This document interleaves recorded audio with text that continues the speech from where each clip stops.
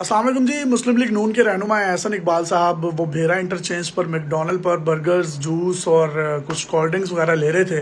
तो इसी दौरान जो है एक फैमिली अंदर एंटर हुई जिन्होंने एहसन इकबाल साहब को देखा और उसके बाद उन्होंने चोर चोर चोर के नारे लगाना शुरू कर दिए और वहाँ पर मौजूद लोगों ने अपने अपने हाथों से मोबाइल निकाला और उसकी जो है वो वीडियो बनाई और उसके बाद वो वीडियो सोशल मीडिया पर वायरल हो रही है। एहसन इकबाल साहब को जब वो तमाम लोग चोर चोर कह रहे थे तो एहसन इकबाल साहब का आगे से सिर्फ एक ही रद्द-ए-अमल था कि ये आप लोग नहीं बोल रहे, ये इमरान खान बोल रहा है। तो उसने आप लोगों की जो है वो तरबियत इस तरीके से की है कि आप लोग इस तरीके से बदतमीज़ी कर रहे हैं। लेकिन उनमें जो थी ख़वातीन भी उनको जो है वो चोर चोर कह रही थी और इसके साथ जो बच्चे थे छोटे वो भी चोर चोर कह रहे थे, जो कि एथिकली तो ठीक नहीं लगा।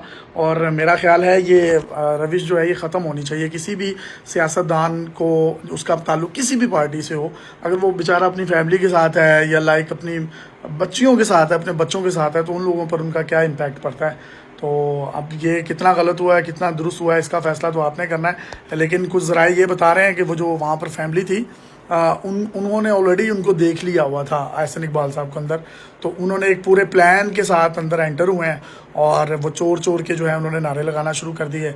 जिसके बाद एक शख्स था जिसने एहसन इकबाल साहब को और वो जो खातून थी उसके दरमियान आकर तो मतलब उनको उधर भेजा और एहसन इकबाल साहब को भी कूल किया। तो कहने का मतलब ये है कि ये भेरा इंटरचेंज है, पब्लिक प्लेस है, और अगर पब्लिक प्लेस पर ऐसा हुआ है तो क्या ये ठीक हुआ है या गलत हुआ है, इसका फ़ैसला आपने करना है।